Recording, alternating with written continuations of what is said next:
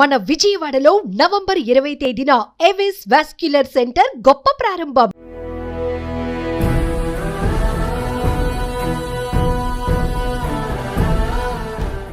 మనతో పాటు బ్రహ్మశ్రీ చాగంటి కోటేశ్వరరావు గారు ఉన్నారు. ఆంధ్రప్రదేశ్ ప్రభుత్వం ప్రతిష్టాత్మకమైన సలహాదారు పదవిని అందజేశారు. నమస్కారం. అయ్యా నమస్కారం. మీరు ఇప్పుడు నాయకత్వ లక్షణాలు ఏర్పడటం, రీడర్షిప్ రెండూ ఉన్నాయి మీకు. ఇవి ఎలా వచ్చాయి, ఎలా ఏర్పడ్డాయి? అలా ఏర్పడడానికి కారణం మాత్రం ఒక మంత్రి హోదాతో ఒక పదవి నాకు అనౌన్స్ చేశారు అనగానే ఆంధ్ర రాష్ట్ర ప్రభుత్వం ఏమనిపించింది సార్? ఫస్ట్ ఇందులో సంకుచిత దృష్టి వదిలిపెట్టాలండి. ఎంత వదిలిపెట్టాలి అంటే, చాగంటి కోటేశ్వరరావు గారు ఇవాళ ఏదో పదవిని ఆశించి వెళ్ళిపోయాడు. నాకు జగన్మోహన్ రెడ్డి గారు ముఖ్యమంత్రిగా ఉన్న కాలంలో తిరుమల తిరుపతి దేవస్థానం ధర్మ ప్రచార పరిషత్తుకి సలహాదారుగా ప్రకటించారు. నేను అప్పుడు వద్దని చెప్పాను. ఎందుకు చెప్పానంటే, అయితే మీ కార్యక్షేత్రము ఎలా ఉంటుంది? తర్వాత మీ ఏ స్వేచ్ఛతో మీరు ప్రవచనాలు చెప్పటము, గో సంరక్షణ ఏం నడుస్తూనే ఉంటాయి. అయ్యో, అది నేను ఎప్పుడూ భగవంతుణ్ణి ప్రార్థన చేసేది కూడా ఒకటే. నమస్కారం. మనతో పాటు బ్రహ్మశ్రీ చాగంటి కోటేశ్వరరావు గారు ఉన్నారు. తెలుగువారికి ప్రపంచంలో ఏ మూలలు ఉన్నా కానీ ఏమాత్రం పరిచయం అవసరం లేని ప్రపంచ ప్రఖ్యాత ప్రవచనకర్త. అటువంటి చాగంటి కోటేశ్వరరావు గారికి ఆంధ్రప్రదేశ్ ప్రభుత్వం ప్రతిష్టాత్మకమైన సలహాదారు అనే ఒక పదవిని తెలుగు భాషకు ఒక అలంకారంగా అందజేశారు. కేవలం చాగంటి కోటేశ్వరరావు గారికి ఇచ్చినదని మనం భావించకూడదు. తెలుగు జాతికి, సంస్కృతికి ప్రాతినిధ్యంగా వారి పేరును ఇచ్చినట్టుగా మనం భావిస్తూ వారితోటి ముచ్చటిద్దాము. అనేక విషయాలు తెలుసుకునే ప్రయత్నం చేద్దాం. నమస్కారం. అయ్యా నమస్కారం అండి. ముందుగా మీకు అభినందనలు. ఈ యొక్క క్యాబినెట్ హోదా స్థాయి, మంత్రి హోదా స్థాయి యొక్క ఈ పదవి మీకు రావటం, తద్వారా ముఖ్యంగా యువతకు, ఈరోజు తరము, రేపటి తరం, భవిష్యత్ తరాల యువతకు మార్గదర్శనం చేసేటట్లుగా ఒక మంచి పదవి రావటం ఒక గొప్ప అవకాశంగా తెలుగు వారందరూ భావిస్తున్నారు. మీలాంటి వారు 4 మంచి మాటలు చెప్పటం వల్ల, వినటం వల్ల ఒక శక్తివంతమైన భారతదేశం తయారవుతుంది. బంగారు భవిత భారతదేశానికి ఏర్పడుతున్న విశ్వాసం తెలుగు ప్రజల్లో కలిగింది. మిమ్మల్ని చూస్తుంటే ఒకప్పుడు స్వామి వివేకానంద ఎంతోమంది యువతను ఆయన చాలా ప్రభావితం చేశారు. వాళ్ళ ఆలోచన విధానాన్ని మార్చారు ఆయన. అలాగే మీరు ఏది మాట్లాడినా కానీ ఒక ఆలోచనాత్మకము, శక్తివంతము, ప్రభావశీలము ఇవన్నీ ఉంటూ అన్ని రకాల వాళ్ళు, అన్ని వయసుల వాళ్ళు, అన్ని రంగాల వారు కూడా మీ ప్రవచనాలకి వాళ్ళు ఆకర్షణగా అవుతున్నారు. వాళ్ళ జీవితంలో కూడా అనేక మార్పులు వస్తున్న సందర్భాన్ని కూడా మనం గమనిస్తున్నాం. ఇటువంటి ఈ పదవి ఒక సరస్వతికి ఆభరణంగానే, మనం శంకరాభరణంలాగా సరస్వతికి ఆభరణంగా దీన్ని భావిస్తూ, మీ పైన స్వామి వివేకానంద ప్రభావం ఏదైనా ఉందా అని నాకు ఎప్పటి నుంచో అడగాలనిపిస్తుంది. అయ్యో, స్వామి వివేకానంద అంటే నాకు విశేషమైనటువంటి భక్తి, గౌరవం అండి. నాకు స్వామి వివేకానంద అంటే అంత గౌరవం ఏర్పడడానికి కారణం, ఆయన సామాన్యమైన మానవుడి యొక్క మౌలిక సమస్యని గుర్తించడంలో సఫలీకృతం అయ్యారు. దానికి పరిష్కారం చెప్పడంలో సఫలీకృతం అయ్యారు. ఏదో అప్పటికప్పుడు కాకతాళీయంగా చెప్పడం కాకుండా ఆయన ఆలోచనల్లో స్పష్టత ఉంటుంది. అందుకే ఇవాళ చెప్పిన ఆలోచన 10 సంవత్సరాల తర్వాత కూడా అదే కొనసాగుతూ ఉంటుంది. శంకర భగవత్పాదుల వాంగ్మయం ఎలా ఉంటుందో వివేకానందుడి ఆలోచన సరళ అలా ఉంటుంది. అందుకే ఆయన బాగా ఆలోచించి ఇది పరిష్కారము అని నమ్మకంతో చెప్పారు అని నాకు దృఢమైన విశ్వాసం. ఆయన మాటలకి నేను అంత ప్రభావితుడయ్యాను. ఆయన పట్ల నాకు అంత భక్తి గౌరవాలు కూడా ఉన్నాయి. మీ బాల్యంలో, యవ్వనంలో మీ పైన బాగా ప్రభావం చూపించిన వాళ్ళు, ఈరోజు మీరింత ఒక గొప్ప వ్యక్తిగా కీర్తి పొందటానికి, ఇంత జ్ఞానాన్ని సంపాదించడానికి ఎటువంటి ప్రేరణ పొందారు? ఎవరెవరు, ఏ ఏ పుస్తకాలు ఏవి మిమ్మల్ని ప్రభావితం చేశాయి? నన్ను ప్రభావితం చేసిన వ్యక్తులు అని చెప్పవలసి వస్తే, మొట్టమొదటి వ్యక్తి మహానుభావులు, ప్రాతస్మరణీయులు శ్రీ శ్రీ శ్రీ చంద్రశేఖరేంద్ర సరస్వతి మహాస్వామి గారు. ఆయన ఒక విషయం కాదండి, అసలు కాలంలో సంధ్యాకాలం దగ్గర మొదలుపెట్టి ఒక పిల్లవాడికి ఉండవలసిన క్రమశిక్షణ, తల్లిదండ్రుల పట్ల దేనికి గౌరవం ఉండాలి, శాస్త్రం ఏం చెప్పింది, అది ఎప్పటికీ ఎట్లా అన్వయం అవుతుంది, అన్నింటినీ కూడా ఆచరణాత్మకంగా మాట్లాడటంలో అంత గొప్ప వ్యక్తి నేను వేరొకరిని గమనించలేదు. అనేక విషయాలు మాట్లాడతారు. కానీ నేను వ్యక్తిగతంగా గమనించింది ఏంటంటే, చంద్రశేఖరేంద్ర సరస్వతి మహాస్వామి వారు ఒక సామాన్య గృహిణి కర్తవ్యం దగ్గర నుంచి, ఒక మహావిద్వాంసుడి కర్తవ్యం వరకు, సమాజ నిర్మాణంలో పరిపాలకుల దగ్గర నుంచి విద్యార్థుల వరకు ఆయన స్పృశించని విషయాలు లేవు. ఆయన అనుగ్రహ భాషణాలు నన్ను బాగా ప్రభావితుణ్ణి చేశాయి. ఆ పైన మా గురువుగారు రామాయణ, భారత, భాగవతాది గ్రంథాల గురించి మాట్లాడేటప్పుడు వారు పరవశంతో చెప్పినటువంటి కొన్ని మాటలు నన్ను ఆ ఇతిహాసాలు, కావ్యాలు, పురాణాల వైపుకి బాగా ఆకర్షితుణ్ణి అయ్యేటట్లుగా చేశాయి. వీళ్ళు నన్ను బాగా ప్రభావితం చేసిన వ్యక్తులు. ఇందులో ఒకరిని నేను చూడలేదు. ఆశ్చర్యం. నాకే ఎంత విచిత్రంగా ఉంటుందంటే, నేనెప్పుడూ మహాస్వామి వారిని చూడలేదు భౌతికంగా. అంటే పచ్చి అబద్ధం. నువ్వు అబద్ధం ఆడుతున్నావని నాకు అనిపిస్తుంది. కానీ సత్యం నేను దర్శనం చేయలేదండి అసలు. కానీ అనుక్షణం వారు నాతో ఉన్నారన్న భావన, అనుక్షణం నేను ఏది చేసినా నాకు తెలియకుండానే జీవితంలో ఏది అలవాటైపోయిందంటే, ఇది స్వామివారు అంగీకరిస్తారా? నేను ఇలా చేశానని తెలిస్తే ఇంకేమైనా ఉందా అని ఒక ఆరోగ్యవంతమైన భయం నాకు ఏర్పడడానికి ఆయన కారణమయ్యారు. నాకు తెలియకుండా నేను ఆయనకి జవాబుదారీ అయిపోయాను ఏమిటో. అందుకని నేను చేసే ప్రతి పని మీద, నేను మాట్లాడే మాటల మీద ఆయన ప్రభావం చాలా ఎక్కువ ఉంటుంది. 2 మా గురువుగారి ఆశీర్వచనం, ఆయన పాదాలు, ఆయన నా పట్ల చూపించిన ప్రేమ, ఆయన ఆర్తి, ఆయన నాకు చెప్పిన మాటలు, అవి నాకు ఎప్పుడూ జ్ఞాపకానికి వస్తుంటాయి. వీళ్ళిద్దరూ నన్ను బాగా ప్రభావితం చేసిన వ్యక్తులండి. అంటే మీరు మామూలుగా మీ చిన్న వయసులో, బాల్యంలోనూ, యవ్వనంలోనూ ఆ వయసులో మీకు చంద్రశేఖరేంద్ర స్వామి కనెక్ట్ అవ్వటం అనేది, మీ జీవితంలో ప్రవేశించడం అనేది ఒక ఆశ్చర్యము, ఆనందకరమైన అంశం కదా. అది ఎలా జరిగింది? ఆ చంద్రశేఖరేంద్ర సరస్వతి మహాస్వామి వారు నా జీవితంలోకి ప్రవేశించడం అన్న మాటని అన్వయం చేయవలసి వస్తే, నేను మొట్టమొదటిసారి ఏదో ఒక పాత కాగితం, బహుశా ఇంటికి తీసుకొచ్చిన ఏ పప్పు పొట్లాలకో ఆ రోజుల్లో పాత కాగితాల్లో కట్టేవారండి. అటువంటి కాగితం మీద నేను ఆయన చేసినటువంటి ఒక అనుగ్రహ భాషణం ఉన్న కాగితం చదివాను. దాని మీద ఆయన బొమ్మ ఉంది. నాకు అది ఎంత ప్రభావితుణ్ణి చేసిందంటే, నాకు చాలా ఆశ్చర్యం వేసింది. ఆయన భజగోవింద శ్లోకాల్లో ఒక శ్లోకం గురించి మాట్లాడింది. అది మొట్టమొదట నన్ను అసలు భజగోవిందం అంటే ఏమిటి, ఆ శ్లోకాలు ఏమిటి, అవి ఏమిటో వినాలి, అవి ఏమిటో చదవాలి అని అనురక్తి కలిగింది. అట్లా అనుకోకుండా నన్ను అటు తిప్పిన వ్యక్తి ఆయన. కానీ అప్పటికి ఆయన ఉన్నారు. కానీ నాకు చిన్నతనం. నేను ఆ 10వ తరగతి అవి చదువుతున్న రోజులు. ఆ రోజుల్లో కంచి వెడదాం, కామకోటి పీఠానికి వెడదాం, పీఠాధిపతి దర్శనం చేద్దాం, అటువంటి ఆలోచనలు వచ్చే అవకాశం కాదు. అలా ఇంట్లో మాట్లాడే అవకాశాలు అవి ఉండేవి కావు.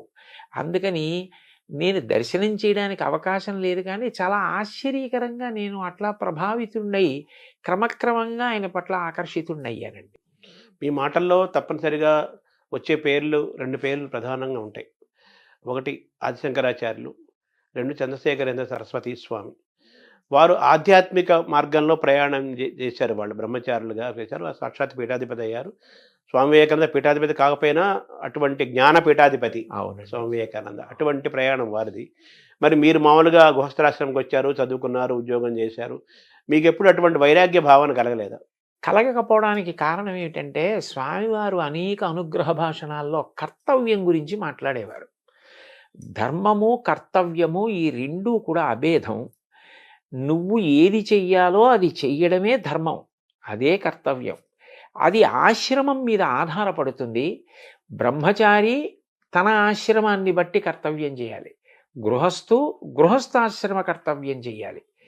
వానప్రస్థు ఆశ్రమ కర్తవ్యం చేయాలి. ఎవరి కర్తవ్యాన్ని వారు నిర్వర్తిస్తే ఆ ఆశ్రమం వారి ఉద్ధరణకి హేతు అవుతుంది తప్ప, ఖచ్చితంగా ఈ ఆశ్రమం కన్నా ఈ ఆశ్రమంలో ఉంటేనే తరిస్తారని భావించనవసరం లేదు. గృహస్థుగా ఉండి నీ కర్తవ్యాన్ని నువ్వు నిర్వహించడం అన్నది నీకు శ్రేయోదాయకం అని వారు చెప్పిన మాటలు నన్ను బాగా ప్రభావితం చేసిన కారణం చేత ఒక గృహస్థుగా జీవితం గడపడం నాకేమి బాధ కలగడం కానీ, ఇది నాకు బరువైపోయింది, ఇది లేకపోతే బాగుండేది అన్న విపరీత వైరాగ్యం కానీ నాకు ఎప్పుడూ కల్పించలేదండి. నేను ఏది చెయ్యాలో అది చేస్తున్నానా. ఆయన తరచుగా ఒక మాట చెప్తుండేవారు, పూజ, వివేకానందుడు చెప్పింది కూడా అది. పూజ అన్నది కేవలం 4 గోడలకి ఒక కాలానికి పరిమితం కాకూడదు. పూజ అంటే ఈశ్వరుణ్ణి గౌరవించుట. ఈశ్వరుని గౌరవించుట అంటే ఆయన చెప్పినట్లు బ్రతుకుట. క్రమక్రమంగా పూజ ఉదయం మొదలైంది విస్తరిస్తే నేను ఇవాళ ఎన్నిసార్లు ఆయన చెప్పినట్లు బ్రతికాను. ఆయన చెప్పినట్లు బ్రతకడానికి అవసరమైతే నాకు ప్రలోభ పెట్టగలిగిన విషయాల్ని కూడా నేను పరిత్యజించగలిగాను. ఆయన సంతోషించాలని వదిలిపెట్టేశా. అది ధర్మచట్రంలో ఇమడదంటే అనగలిగితే అది పెద్ద పూజ. అది అలా పూజ విస్తరించాలి. అప్పుడు విశ్వమునందే విశ్వనాథుణ్ణి చూడాలి, లోకమునందు లోకేశ్వరుణ్ణి చూడాలి. వదిలిపెట్టి పారిపోయి ఎక్కడ చూస్తాం? కాబట్టి గృహస్థాశ్రమంలో ఉండి కార్యం నిర్వహించడానికి నాకు ఏ విధమైన ఇబ్బంది కలగకపోవడానికి కారణం ఆయన ప్రబోధమే. అంటే మనం స్వధర్మాన్ని పాటించటము, మనం ఎంచుకున్న రంగంలో దాని యొక్క లోతులు ఎత్తులు చూడటము, అందులో త్రికరణ శుద్ధితో దాన్ని సాధించటము అంతేనండి అనేది ఒక కర్తవ్య బోధం మీకు వాళ్ళ ద్వారా జరిగింది. అంతే అంతే ఈ క్రమంలో మీకు భగవద్గీత శ్రీకృష్ణుడు ప్రవేశించలేదా అని ఆ మహాస్వామి వారి ప్రవచనాల్లో అనేక పర్యాయాలు భగవద్గీత గురించి ప్రస్తావన ఉంటుంది. అసలు భగవద్గీత అనేటటువంటిది మనందరికీ కూడా మూలస్తంభం లాంటిది కదండి. ఏది మాట్లాడినా గీతలో గీతాచార్యుడు చెప్పినట్టు అన్న మాట ప్రస్తావనకు వస్తుంది. ఎవరి ధర్మం వారు పాటిస్తే అన్నప్పుడు స్వధర్మో నిధనం శ్రేయ అన్న శ్లోకం జ్ఞాపకానికి వచ్చేస్తుంది. నిన్ను నువ్వే ఉద్ధరించుకోవాలి తప్ప ఎవరో వచ్చి ఉద్ధరించరు. నీ కర్తవ్యం నువ్వు చేస్తే నిన్ను నువ్వు ఉద్ధరించుకోవడమే. ఉద్ధరేణాత్మనాత్మానం ఆత్మానవసాదయేత శ్లోకం వచ్చేస్తుంది. కాబట్టి మహాత్ముల బోధలను పరిశీలించడంలో, అనుష్ఠించడంలో మన ప్రమేయం లేకుండానే గీత కూడా చొచ్చుకుని ప్రవేశిస్తుందండి. అంటే మనకు జగద్గురువులు శ్రీకృష్ణ పరమాత్మ జగద్గురువు, ఆదిశంకరాచార్యులు జగద్గురువులు. అసలు మనకు కనిపించే తల్లిదండ్రులు మనకు పాఠాలు చెప్పే మార్గదర్శించే గురువులతో పాటు వాళ్ళు ఎక్కడి నుంచో మనకు మార్గదర్శనం చేస్తున్న జగద్గురువులు ఆదిశంకరాచార్యులు, వ్యాసుడు, శ్రీకృష్ణ పరమాత్మ కదా. అయితే మీరు ఇప్పుడు నాయకత్వ లక్షణాలు ఏర్పడటం, రీడర్షిప్ రెండో ఉన్నాయి మీకు. ఇవి ఎలా వచ్చాయి, ఎలా ఏర్పడ్డాయి? అవి ఈ కారణం చేత వచ్చాయి అని చెప్పడం కష్టమేమో కానండి, బహుశా అలా ఏర్పడడానికి కారణం మాత్రం ఏదైనా ఒక లక్ష్యాన్ని పెట్టుకున్నప్పుడు ముందుగానే దాని గురించి తరచి ఆలోచించి, ఈ లక్ష్యాన్ని పెట్టుకున్న తర్వాత మధ్యలో విడిచిపెట్టకుండా నేను సాధించడానికి ప్రయాణం చెయ్యాలి. ఎందుకనంటే ఒక లక్ష్యాన్ని పెట్టుకుని మీరు బయలుదేరారనుకోండి, మిమ్మల్ని పొగిడేవాళ్ళు, మీ వెనక నిలబడేవాళ్ళు, మిమ్మల్ని సమర్థించే వాళ్ళు ఎలా ఉంటారో, రాళ్ళేసేవాళ్ళు, దాని గురించి ఏమీ తెలియకపోయినా ఏవేవో మాట్లాడేవాళ్ళు కూడా ఉంటారు. హేతుబద్ధమైనటువంటి సలహా ఏది మన లక్ష్యాన్ని చేరుకోవడానికి పనికొస్తుందో దాన్ని స్వీకరిస్తూ, మిగిలిన దాని గురించి అంతగా అంటకాగిపోకుండా వాళ్ళు నా లక్ష్యశుద్ధిని అర్థం చేసుకోవాలి అని భగవంతుణ్ణి ప్రార్థించి స్నేహభావంతో వాళ్ళ పట్ల ఉదాసీన భావం వహించడం అలవాటైతే మన ప్రమేయం లేకుండానే మనకి నాయకత్వ లక్షణం వస్తుంది. అందరినీ నడిపించగలం. లేకపోతే ఏమవుతుందంటేనండి, ముందు పొగిడితే పొంగిపోవడం, ఎవరో తెగిడారని కుంగిపోవడం అలవాటైపోయిన వాడు తానే ఉద్ధాన పతనాల్లో పడిపోతే వెనక ఎవరిని నడిపించగలడు? అప్పుడు తను ఏది అనుకున్నా దాన్ని సాధించడం అన్నది సాధ్యమయ్యే విషయం కాదు. మీకు నేను ఈ విషయంలో కొద్దిగా చొరవ తీసుకుని నన్ను నేను పొగుడుకోవడానికి కాదు, ఒక్క విషయం చెప్తాను. నేను మహాస్వామి వారి అనుగ్రహ భాషణాలు చాలా చదివా. ఆయన ఏది చెప్పినా సాధికారికంగా సంతోషంగా చెప్తారు. ఒక్కసారి ఆయన గోమాత గురించి చేసిన అనుగ్రహ భాషణంలో, ఒక పీఠాధిపతిగా గో సంరక్షణ కొరకు నేను చెయ్యవలసినంత చేయలేకపోయానేమో అని నాకు బాధ కలుగుతూ ఉంటుంది అన్న మాట నేను చదివాను. నాకు చాలా బాధ కలిగింది. అంటే ఆయనకి ఇంకా గో సంరక్షణ విషయంలో తగినంత చేయలేకపోయానన్న బాధ ఉంది. అప్పుడు నా కర్తవ్యం అంటూ ఏమైనా ఉంటే ఆయన నమ్మినవాడిగా నేను కొన్ని గోవుల్ని కాపాడడానికి ముందుకు వెళ్ళి ఏదో నేనొక్కడిని గోవుల్ని రక్షించడం కాదు, గో సంరక్షణం అన్నదాన్ని ఎందుకు చెయ్యాలి అన్నది వ్యాప్తి చెందేటట్టుగా చెయ్యడానికి ప్రయత్నం చెయ్యాలి. అప్పుడు ఆయన సంతోషిస్తారనిపించింది. మొదలుపెట్టాం గోశాల. మీరు వచ్చి చూశారు. అది ఇవాళ అంత గొప్పగా నడుస్తూ ప్రతిరోజు 2 పూటల 60-70 మంది కార్యకర్తలు వచ్చి స్వచ్ఛందంగా పనిచేసి అంత సంతోషంగా అక్కడ కార్యం జరుగుతోంది అంటే ముందు నమ్మకం ఉండాలి. మొదలుపెట్టిన తర్వాత ఎన్నో విమర్శలు వచ్చాయి. వెనక్కి లాగేవాళ్ళు వచ్చారు, ముందుకు తోసేవాళ్ళు వచ్చారు. ముందుకు తోస్తే పడిపోకుండా, వెనక్కి లాగితే తూలిపోకుండా నిభాయించుకుని పెద్దాయన చెప్పిన మాట మనకుందన్న నమ్మకంతో వెళ్ళిపోవడంలోనే లక్ష్యశుద్ధి. అక్కడ నాయకత్వం తయారవుతుందండి.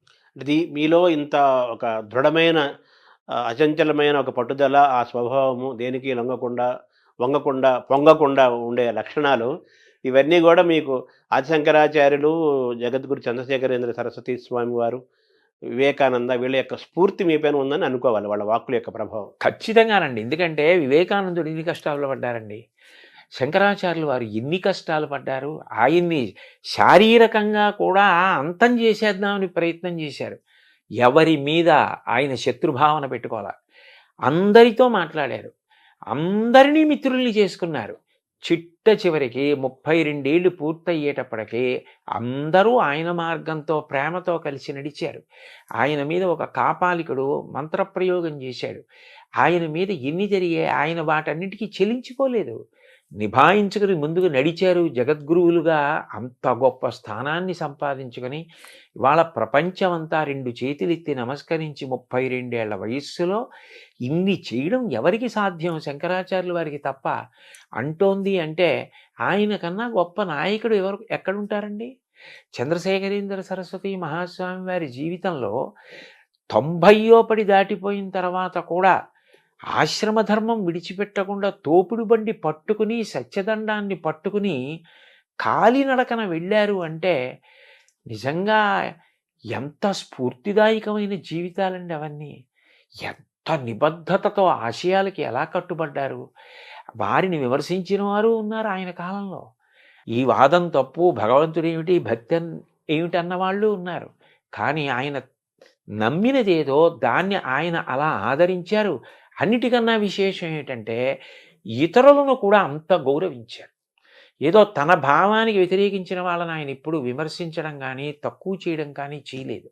నాకు మహాస్వామి వారిలో చాలా నచ్చే విషయం ఏమిటంటే ఒకసారి నాస్తికుల గురించి ఆయన మాట్లాడారు. ఆయన అన్నారు, భగవంతుడు ఉన్నాడు అని నమ్ముతున్నానని చెప్పి పాపం చేసేవాడి కన్నా లేడు అని చెప్పి లేడన్న భావనతో బతికేవాడు ఒక మెట్టు పైనున్నవాడే కదా. ఎంత గొప్ప స్పష్టత అండి. మనకంటే వాడు ఎక్కువ ఆలోచించాడని స్పష్టతే కదా. ఆయన సిద్ధాంతానికి కట్టుబడ్డాడు. ఆయన నీ సిద్ధాంతానికి నువ్వు ఎక్కడ కట్టుబడ్డావు? ఉన్నాడు అంటున్నావు. ఉన్నాడు అని అంటున్నప్పుడు ఉన్నాడన్నవాడి పట్ల భక్తి భయాలతో నువ్వు అట్లాగే గౌరవంగా బ్రతకాలి. మరి నువ్వు పాపం వైపు అందుకు అనురక్తుడు అవుతున్నావు. అలా అవ్వకూడదు కదా అని ఇటువైపున ప్రబోధము చేస్తూ అటువైపు ఒక సిద్ధాంతానికి నమ్మితే కట్టుబడ్డం అన్నది ఏదైనా కూడా అది వాళ్ళ గొప్పతనము అని చెప్పి పొగుడుతూ మాట్లాడడం నిజంగా ఆయన సామరస్యానికి, ఆయన మంచితనానికి, అవగాహనకి ఎంత మంచి ఉదాహరణ అండి. ఇప్పుడు మీరు చంద్రశేఖర సరస్వామి అని చెప్పి ఆదిశంకరాచార్యులు కూడా ఆ సీతాచలము కాలినడక నడిచి అనేక పీఠాలు స్థాపించి ఎంతో జ్ఞానాన్ని మనకు పంచి ఒక 1,00,000 మంది కలిసి కొన్ని వేల సంవత్సరాలు చేయని పని ఒక్కడు చేశాడు కదా. అవునండి. ఆయన ప్రభావం చంద్రశేఖర సరస్వతి స్వామి మీద తప్పనిసరిగా ఉంటుంది కదా. ఖచ్చితంగా వారందరి ప్రభావం మీ పైన ఉంది. అవునండి. అంతే కదా. తర్వాత మామూలుగా ఇప్పుడు వ్యక్తిత్వ వికాసం అని, పర్సనాలిటీ డెవలప్మెంట్ అనే మాటలు మనం సహజంగా వింటున్నాం. మన భారతదేశంలో మనకి చాలా జ్ఞానాన్ని ఇచ్చి వెళ్ళారు. ఇది యోగ భూమి, జ్ఞాన భూమి అంటారు కదా. అయినప్పటికీ ఇంకా మనం వికాసం చెందలేదు. ఇంకా పిల్లలకి, యువతకి వ్యక్తిత్వ వికాసం జరగాలి అనే ఒక ఆలోచనలో ఉంటున్నాం కదా. దీన్ని ఎలా చూస్తున్నారు? అంటే నేను అనేది ఏమిటంటేనండి, కాలంలో అనేక మార్పులు వచ్చాయి. నేను చదువుకునే రోజుల్లో దృష్టిని అన్య విషయాల వైపుకి లాగేసే విషయాలు చాలా తక్కువ. కాబట్టి చదువుకోవడం మీద, క్రమశిక్షణగా ఉండడం మీద అవకాశాలు ఎక్కువ ఉండేవి. ఇప్పుడు రాను రాను రాను రాను ఏమైపోయిందంటే, ఇది అందవచ్చా, ఇది అందకూడదా అన్న దానితో సంబంధం లేకుండా అందరికీ అన్నీ అందుబాటులో ఉన్నాయి. అప్పుడు దానికి విరుగుడు ఒకటే ఉంటుంది, స్వీయ నియంత్రణ. ఎవరికి వారే ఇది నాకు ఇప్పుడు అనవసరం, నేను దాని జోలికి వెళ్ళకూడదు. అది నాకు అందుబాటులో ఉండొచ్చు, అది వేరు విషయం. అది అందుబాటులో ఉందని దాని జోలికి నేను వెళ్ళకూడదు అని నియంత్రించుకుంటే తప్ప విద్యార్థి తాను చేయవలసిన పని తాను చేసి కుటుంబాన్ని రేపొద్దున్న ఆదుకోవాలి, పెద్దవాడై దేశ గౌరవాన్ని నిలబెట్టాలి. స్వీయ నియంత్రణ పిల్లవాడికి బాగా అర్థం అవ్వాలి అంటే పాఠ్యాంశాలతో పాటుగా దాని అవసరం. అట్లా ఎవరెవరు నియంత్రించుకుంటే మహాపురుషులు కాగలిగారు, ఎక్కడ వాళ్ళు జారిపోలేదు అన్న విషయాన్ని చెప్పడం మన కర్తవ్యం అండి.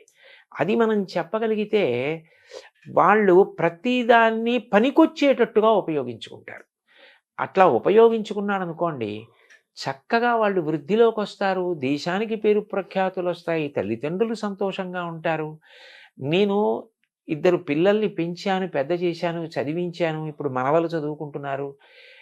ఒకటి తాతగారి స్థాయికి వచ్చేసాను కాబట్టి ఆ అనుభవం ఉంది. 2 కొన్ని వేల ఆధ్యాత్మిక ప్రవచనాలు చేశా. పిల్లలకి చెప్పడం అన్నది నాకు ఎందుకు ఇష్టం అంటే, పిల్లలలో తప్పు ఒప్పుకునే లక్షణం ఉంటుందండి. ఎందరో పిల్లలు ఒక విషయాన్ని గురించి మాట్లాడిన తర్వాత వచ్చి, మేము ఈ తప్పు చేశామండి, ఇప్పుడు మీరు చెప్పిన తర్వాత మాకు అర్థమైంది, ఇంకా మేము ఈ తప్పు చేయదలుచుకోవట్లేదు, మేము మారాలనుకుంటున్నాం, మేము నిబద్ధతతో నిలబడాలనుకుంటున్నాం అని మారిన వాళ్ళు, మారి వాళ్ళ లక్ష్యాలు సాధించిన వాళ్ళు అనేక మంది నా దగ్గరికి వచ్చి నేను అడగకపోయినా చెప్పిన వాళ్ళు ఉన్నారు. అంటే పిల్లల్లో మార్పుకి ఒక మాట కారణం అవుతోంది కదా. అయినప్పుడు అది చెప్పవలసిన అవసరం ఉంది. కాబట్టి ఇది ఒకప్పుడు అవసరం, ఒకప్పుడు అవసరం లేదన్న మాట ఉండదు, ఎప్పుడూ అవసరమై ఉంటుంది. అందున స్వీయ నియంత్రణ యొక్క అవసరం పెరిగే కొద్దీ ఇటువంటివి చెప్పవలసిన అవసరం కూడా అంత అవసరం పెరుగుతూ ఉంటుందండి. అంటే కాలమాన పరిస్థితుల్లో అన్ని మార్పులు వస్తుంటాయి, కొన్ని దూరం అవుతాయి, కొన్ని దగ్గర అవుతుంటాయి. అది కాలమాన పరిస్థితుల్లో వేల సంవత్సరాల మానవ పరిణామ క్రమంలో కృతయుగం నుంచి ఈ నేటి యుగం వరకు సహజంగా జరిగే ప్రక్రియ అది. కాలం గొప్పది కదా బేసిక్గా. అయితే ఇప్పుడున్న వాతావరణంలో, ఇప్పుడున్న ఈ టెక్నాలజీ, మొబైల్ ఫోన్లు, ఇంటర్నెట్లు, సినిమాలు మీరు అన్నట్టుగానే మనల్ని ఆకర్షించే అంశాలు చాలా ఉన్నాయి యూత్ని, పిల్లల్ని. ఇప్పుడు పిల్లల్ని దారిలో తీసుకురావటం, వాళ్ళు ఎంచుకున్న విద్యలో వారు రాణించడంతో పాటు మంచి ఉద్యోగం తెచ్చుకొని ఎదగటంతో పాటు సమాజం పట్ల, దేశం పట్ల ఒక బాధ్యతగా ఉండటం, తయారవటం, భారతీయుడికి ఉండాల్సిన లక్షణాలన్నీ ఉంచుకుంటూ పొదిగి పుచ్చుకొని తయారవటం అనేది ఈ యొక్క సవాల్ లాంటిది కదా మీలాంటి వాళ్ళకి చెప్పటం కోసం అంటున్నాను సార్. సవాల్ అవదా అది ప్రస్తుత వాతావరణంలో? ఎట్టి పరిస్థితుల్లోనూ అవదండి. ఎందుకనంటే అక్కడ ఒకే ఒక్క విషయం ఏమిటంటే, నేను ఎప్పుడైనా పిల్లలకి చెప్పడానికి వెడితే నన్ను నేను వాళ్ళ మేనమామగా ఊహించుకుని పెడతాను. ఒక మేనమామకి ఉంటుంది సహజమైనటువంటి ప్రేమ. అయ్యో వీడు నా అక్క కొడుకు, వీడు నా చెల్లెలి కొడుకు, వీడు బాగుపడాలి కాబట్టి వీడికి అనునయంగా చెప్దాం, వీడికి 4 మంచి మాటలు చెప్దాం, ఇవాళ చెప్దాం, రేపు చెప్దాం, ఎల్లుండి చెప్దాం, వీడి తలకెక్కుతాయి. ఇప్పుడు వీడి తప్పు చేయకపోయినా రేపట్లాంటి తప్పు చెయ్యకుండా వీడిని నిగ్రహిస్తాయి. కాబట్టి నేను కనపడ్డప్పుడల్లా వీడికో 4 మంచి మాటలు చెప్తూ ఉండాలి అని ఎవరికి ఉంటుంది? మేనమామల ముద్దు మీలైన ముద్దు అని లోకంలో సామెత. మేనమామకి అది సహజమైన ప్రేమ. అది ఆ ప్రేమ ఏం చేస్తుందంటే చెప్పేటప్పుడు బరువు తెలియనివ్వదు. వాడు వృద్ధిలోకి రావాలన్న ప్రేమ, చెప్పాలన్న తృష్ణ పెంచుతుంది. నన్ను నేను మేనమావగా భావించుకోవడంలో, ఇన్నిసార్లు నేను పిల్లలకి చెప్పడంలో అంత సంతోషం కలిగిందండి. అందుకే ఇప్పుడు కూడా నేను యథార్థానికి నాకు ప్రభుత్వం వారు ఇచ్చింది ఏ స్థాయి అయినా, నేను మనసులో భావన చేసేది మాత్రం ఏ పిల్లలకి చెప్పినా మేనమావగా భావన చేసుకుని వెళ్ళి చెప్తాను. ఢిల్లీకి ప్రభు అయినా తల్లికి కొడుకే అన్నట్టుగా మీరు ఎక్కడున్నా వాళ్ళకి మేనమామ, వాళ్ళు మీ మేనకోడళ్ళు, మేనల్లుళ్ళు. ఆ భావనతోనే చెప్తానండి. అంటే తల్లితో సమానం కదా మేనమామ అంటే. అంతే. అయితే మీరు వివేకానంద గురించి మాట్లాడుకున్నాం మనం. తప్పనిసరిగా మాట్లాడుకోవాలి యువత అనగానే. ఆయన మెంటల్ ఫిట్‌నెస్, ఫిజికల్ ఫిట్‌నెస్ శారీరకంగాను, మానసికంగాను మనం దృఢంగా ఉండాలి అంటారు కదా! మీరు మీ మీ ప్రయాణంలో మీ బాల్యం నుంచి, యవ్వనం నుంచి మీ ప్రయాణంలో మానసికమైన ప్రయాణం కోసం మీరు పుస్తకాలు చదివారు, జ్ఞానాన్ని ఆశ్రయించారు, గురువుల్ని ఆశ్రయించారు. శారీరకమైన దృఢత్వానికి మీరేం చేశారు? మాకు చిన్నతనంలో ఆటలాడుకోవడానికి చాలా విశేషమైన అవకాశం ఉండేదండి. పాఠశాలలో చూస్తే చాలా పెద్ద క్రీడా ప్రాంగణం. నాకు బాగా జ్ఞాపకం. మా చిన్నతనంలో మాకు తెలుగు పాఠం చెప్పేవారు. ఆయన తరచుగా ఓ మాట అనేవారు. "ఒరేయ్! ఆట ఆడుకునేటప్పుడు ఇక్కడ నిలబడి ఔట్, నాట్ ఔట్ అని అరిస్తే అంత దూరం వినపడాలిరా. అలా అరిచి మాట్లాడితే రేపొద్దున్న సభలో 2 గంటలు మాట్లాడినా మధ్యలో మంచినీళ్ళు తాగవురా" అనేవారు. ఆయన ఎందుకనేవారు? ఆయన ఏది దృష్టిలో పెట్టుకున్నారో, ఏ భవిష్యత్తు దర్శనం చేశారో నాకు తెలీదు కానండి. అట్లా హాయిగా ఆడుకునేవాళ్ళం. అంత సంతోషంగా ఆడుకునేవాళ్ళం. ఆ ఆటలు మాకు ప్రత్యేకంగా వ్యాయామము అన్న అవసరం లేకుండానే ఎంతో సంతోషంగా శరీరానికి ఒక రకమైన బలాన్ని ఇవ్వడంలో, చక్కగా 4 చోట్లకి ప్రయాణం చేయడానికి, ఓ 2 గంటలు కూర్చుని మాట్లాడడానికి ఇబ్బంది లేని పరిస్థితిని కల్పించాయి. అయితే వయస్సుతో పాటు కాలక్రమంలో శరీరం శిథిలం అవుతుందనుకోండి. ఇప్పుడు నాకు కొద్దిగా మోకాళ్ళ నొప్పులొచ్చాయి. అవి కాలంలో రావలసింది. అదో ఆభరణం కాలంలో రాకపోతే ఆశ్చర్యం గానీ, వస్తే ఆశ్చర్యం లేదు. అవును. కళ్ళజోడొచ్చింది. కానీ ఇంతకాలం నుంచి శరీరం సహకరించింది అంటే దానికి మేము ఆడుకున్న ఆటలు ప్రధానమైన కారణం. పిల్లలకి శరీర నిర్మాణంలో క్రీడలనేటటువంటివి ఎంతో ప్రాముఖ్యత వహిస్తాయండి. వాళ్ళకి అంతకన్నా సంతోషం ఇంకోటి ఉండదు. అంటే పిల్లలను, యువతని తీర్చిదిద్దే ఒక బృహత్తరమైన బాధ్యత మీరు తీసుకున్నారు. ప్రభుత్వం కూడా మీకు చాలా గౌరవంగా, ఎంతో ప్రేమగా, వినయంగా మీకది అప్పజెప్పింది. అయితే మీరు చదువుకున్న కాలానికి కాలం మారుతోంది. విద్యా విధానం గూడా అంత అనుకూలంగా కనిపించట్లేదు కదా! ఈ ఆటల పట్ల ఎంతసేపటి చదువు, చదువు, చదువు లేదా ఎంసెట్ లేదా సాఫ్ట్‌వేరు ఈ మాటలే వినిపిస్తున్నాయి తప్పితే చదువు, జ్ఞానము, సంగీతము, కళలు, ఈ ఆల్ రౌండ్ డెవలప్‌మెంటు, పరిపూర్ణ వ్యక్తిత్వ నిర్మాణము ఇవన్నీ కూడా దూరమవుతూ మీరంటే ఆటలు దూరమైనయి. చాలా దూరమవుతున్నాయి గదా! సో, యువత బాగా తయారవ్వాలి, బాల్యంలో మంచి ఒక పరిణామం ఏర్పడాలి అంటే ఆటలు చాలా ముఖ్యమైన కళలు ముఖ్యం గదా! ఈ వాతావరణం ముఖ్యమవుతున్న కాలంలో మీరు ప్రభుత్వానికి గానీ, విద్యాశాఖలకు గానీ మీరేమన్నా సూచిస్తారా? దాన్ని ఎలా తీసుకెళ్తారు? నేను పిల్లలకైనా, ప్రభుత్వానికైనా, ఉపాధ్యాయులకైనా, పాఠశాలల యొక్క యాజమాన్యానికైనా చెప్పాలి అనుకునే విషయం ఒక్కటేనండి. అసలు ముందు శరీరం అన్నది దృఢంగా ఉండి, శరీరం సహకరిస్తే అప్పుడు ఆ వ్యక్తి ఏదైనా చేయగలుగుతాడు. శరీరం దృఢంగా లేకపోతే అతను మానసికంగా ఎంత బలవంతుడైనా కార్యం చేయలేడు. మానసికంగా ఎంత ధైర్యం ఉన్నవాడైనా శరీరం సహకరించకపోయినా చేయలేడు. మనసుకి శిక్షణ ఉండాలి. మనసు ధైర్యంగా ఆటుపోట్లను ఎదుర్కోవాలి. శరీరం కార్యం చేయడానికి ఆరోగ్యవంతంగా సహకరించాలి. శరీరం సహకరించాలంటే 2 ఉండాలి. ఒకటి, మంచి ఆహారం తినాలి. ఏదో రుచి కోసం కాదు. ఆహారం అనేది శరీర నిర్మాణానికి పనికొచ్చేదై ఉండాలి. అటువంటి ఆహారం తినడం మీద ఆభిముఖ్యం ఉండాలి. 2, వ్యాయామం లేకపోతే సంధిబంధాలు సడలిపోతాయి. అవి రేపొద్దున్న ఉపయోగపడవండి. ఓ 2 మైళ్ళు నడవవలసి వస్తే నడవలేరు, ప్రయాణం చేయలేరు, ఎండలో నిలబడవలసి వస్తే నిలబడలేరు. అట్లా ఉండకూడదు. శరీరం రాటు పోటు తట్టుకుని సహకరించేదై ఉండాలి. అట్లా లేకపోతే వాడు ఎంత చదువుకొనివ్వండి, వాడు చాలా పెద్ద ఇంజనీర్ అయ్యాడండి. అయితే మాత్రం అతని ఎండలో ఒక అరగంట నించోలేకపోతే, ఓ 4 మైళ్ళ దూరం ఒక పూటంతా తిరగలేకపోతే అతను ఎలా ఈ కార్యాన్ని సాధించగలుగుతాడు? మోక్షగుండం విశ్వేశ్వరయ్య గారు అంత వృద్ధుడైపోయిన తర్వాత కూడా ప్రధానమంత్రి అడిగారు అని చెప్పి విమానం ఎక్కి చాలా తక్కువ ఎత్తులో గంగానది అవన్నీ పరివాహక ప్రాంతాలన్నీ పరిశీలించి ఆనకట్టల నిర్మాణానికి సూచనలు చేశారు. అంత నియమబద్ధంగా, అంత ఆరోగ్యంగా ఉండేవారు. దానికి పూర్వం ఉన్న పెద్దలందరూ పాటించిన ఆహారం, వ్యాయామం ఈ 2 చాలా అవసరం. అవెంత అవసరమో మానసికంగా మనిషి ఏదైనా కష్టం వచ్చినప్పుడు తట్టుకోవడానికి సిద్ధంగా ఉండాలి. ఎందుకనంటే ఎప్పుడూ మనం అనుకున్నట్టు జరిగితే ఆశ్చర్యం ఏముంటుందండి? లోకంలో అన్నీ మనం అనుకున్నట్టు జరగవు. ఒక్కొక్కసారి మనం ఒకటి అనుకుంటాం, అది జరగదు. చతికిల పడకూడదు. ధైర్యంగా ముందుకెళ్ళాలి. దానికి పిల్లలకి మానసికంగా ఉత్సాహం కల్పించాలి.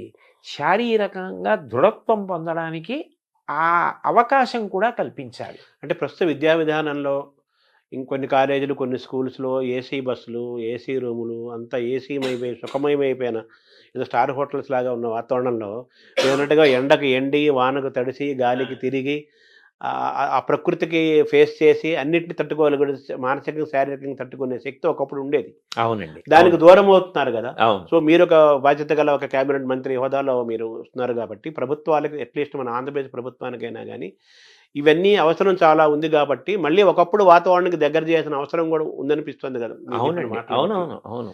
సో, ఇవి గూడా మీరు తెలియజేసే అవకాశం ఉందా? అయ్యో! తప్పకుండా. వారు నన్నంత ప్రేమగా మీరు మాకు సూచనలు చెయ్యండి అని అడిగినప్పుడు, ఇవి అవసరమో అని ఏది నేను నమ్మానో అది చెప్పడంలో తడబాటే ఉండదండి. తప్పకుండా చెప్తాను. అంటే తర్వాత మీకిచ్చినది గూడా మీకు ఎంతో మీకు బాగా గో సంరక్షణ ఇష్టమైన అంశం. యువత అంటే మీకు చాలా ఇష్టము. మీకు చాలా ఎంతో ఇష్టమైంది అంశమే మీకొచ్చింది అనుకోకుండా. అవునండి. అవును.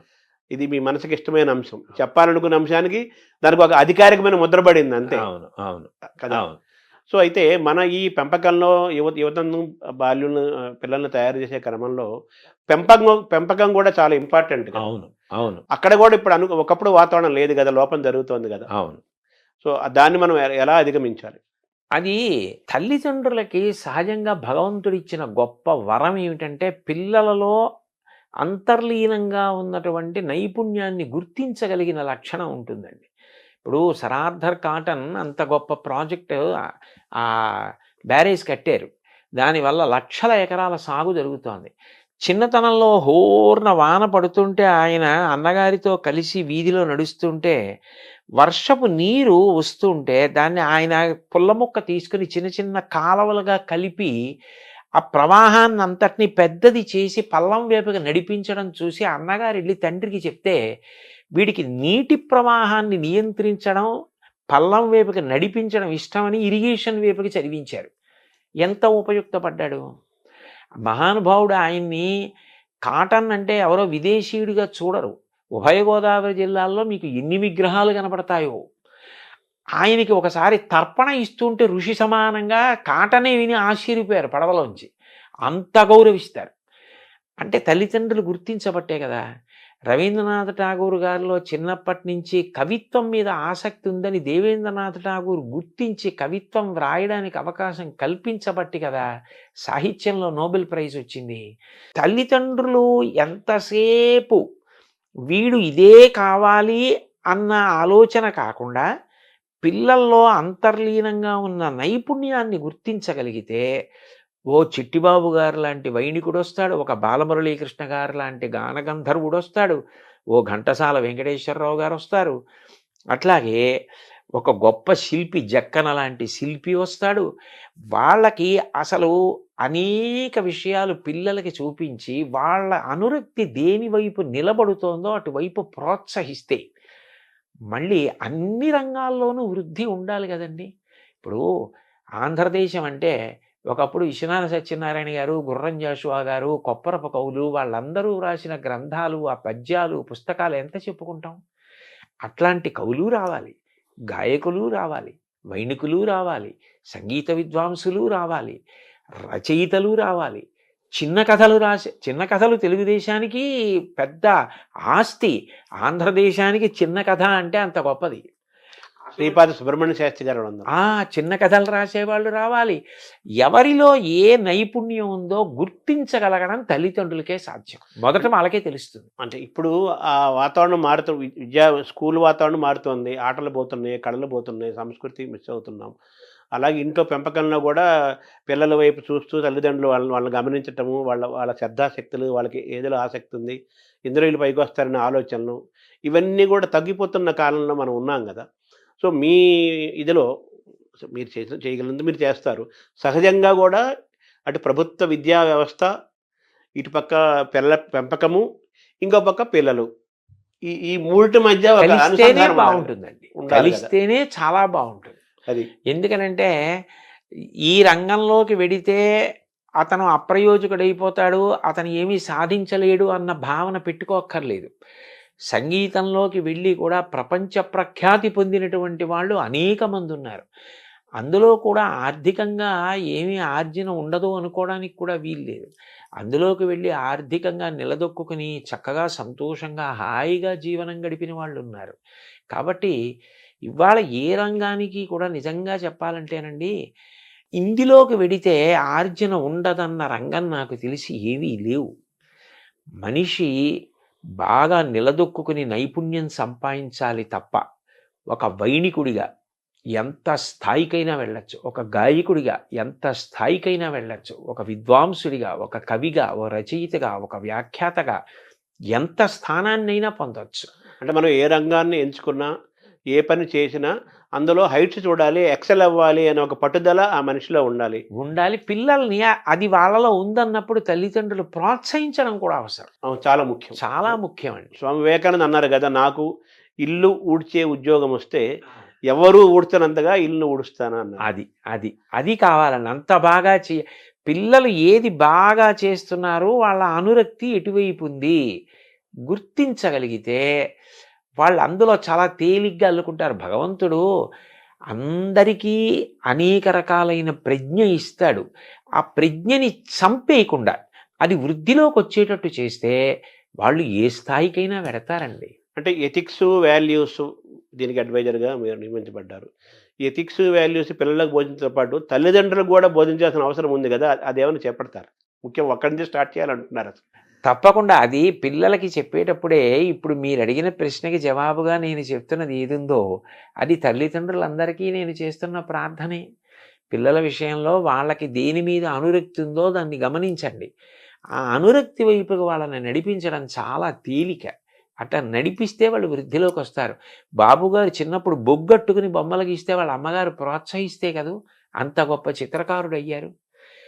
ఎవరు దేనిలో ప్రఖ్యాతి వహించడానికి అవకాశం ఉందని అనుకుంటున్నారో దాన్ని ప్రోత్సహిస్తేనే వాడు ఆ రంగంలో నిలదొక్కుంటాడు.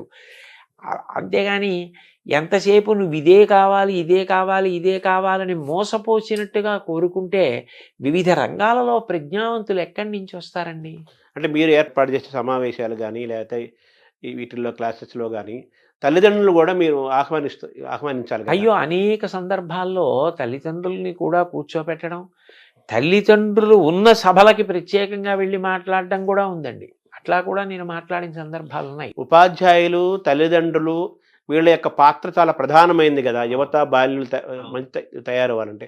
వాళ్ళందరినీ కూడా మీ చేసే వర్క్షాపులు కానీ రేపు భవిష్యత్తులో చేయే కార్యక్రమాల్లో వీళ్ళందరినీ తప్పనిసరిగా తీరాలి, కలిపే ప్రయత్నం మీరు తప్పనిసరిగా చేస్తారు. అయితే ఇప్పుడు ఎథిక్స్, వాల్యూస్ అన్నారు. ఈ మాటలు వినడానికి ఇప్పుడు ప్రస్తుత కాలంలో ఇవి చాలా బరువుగాను, పెద్దగాను, సత్య దూరంగాను అనిపిస్తున్న మాటలు కదా. విలువలు లేవంటున్నారు, ఎథిక్స్ అమ్ము అది అంటున్నారు.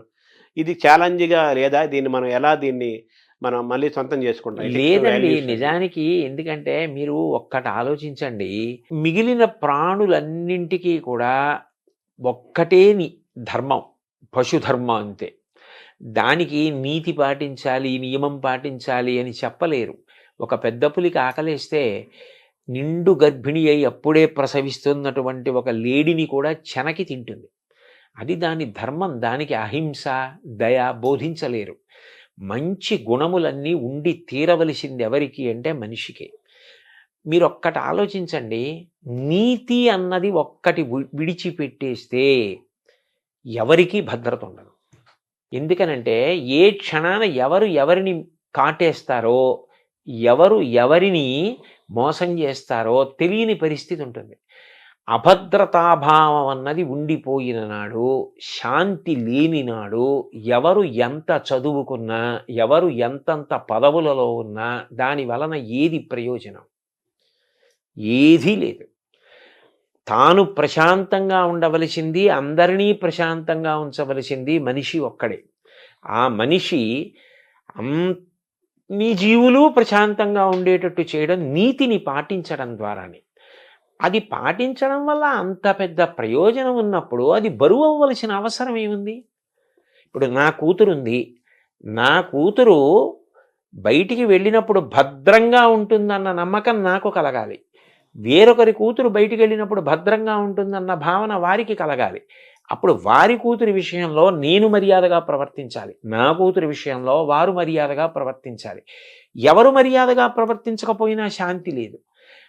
ఆ నియమపాలనం చేసి నీతిని పాటించవలసిన వాడు మనిషి ఒక్కడే.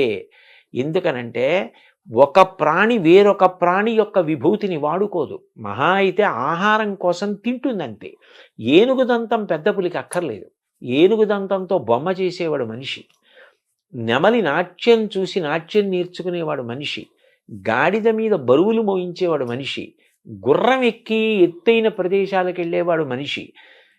ఏ ప్రాణిలో ఏ విభూతి ఉంటే దాన్ని వాడుకునేవాడు మనిషి. అయినప్పుడు ఆ మనిషి తాను ప్రశాంతంగా ఉండాలి, చుట్టూ ఉన్న వాళ్ళని ప్రశాంతంగా ఉంచాలి, సమస్త జీవులను ప్రశాంతంగా ఉంచాలి. మనిషి కట్టు తప్పాడనుకోండి, అతని ఒక్కడితో పోదండి. ఏటికి వరదొస్తే ఒక ఊరికి ప్రమాదం, సముద్రానికి ఉప్పెనొస్తే పెను ప్రమాదం. అండ్ ఈ జీవ వైవిధ్యము, బయోడైవర్సిటీ అని మనం ఈరోజు ఇబ్బంది పడుతున్నాం కదా, దానికి మనిషి యొక్క మితిమీరిన స్వార్థము ఒక కారణం కదా.